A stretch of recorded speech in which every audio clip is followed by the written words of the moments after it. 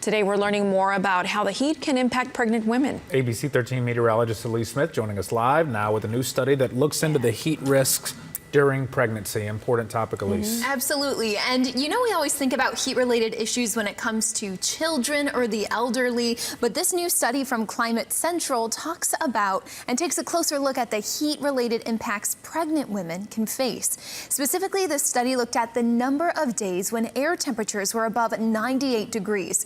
So important note, we're not factoring in the heat index here. So researchers found that in Texas, the annual average number of days above 98 degrees increased by 17 over the course of 4 years. That means women who are pregnant during the hot summer months could be at risk for nearly 5 weeks instead of just 2. And as for those risks, doctors Climate Central spoke to said they're nothing outside of the norm women can have during pregnancy, but add in the extreme heat, there's a higher likelihood that the mother could develop gestational diabetes and hypertension. And as for the baby, preterm births and low birth weights are potential risks. Another interesting part of the study was the region. Regionally, the biggest part of the country that saw the largest change in those 98 or above days was in the desert Southwest in states like New Mexico, Arizona, or Utah.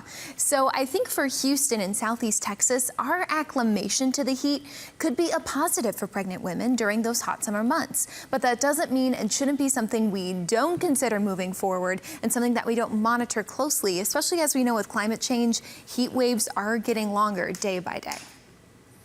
Yeah, Elise, thanks so much. It's a really good report. And as we've seen, also, it can get even hotter in certain areas in Houston and these kind of heat islands, potentially just making it even more difficult for pregnant mothers. Exactly. The urban heat island, that is a real big deal when you were talking about the relation of concrete to green space, and then also those steamy morning lows. That was something I learned when I first got here, was with that record hot summer we had in 2023, we weren't cooling off enough at night really to get any relief. Yeah. Good report, Elise Smith. Thanks so much.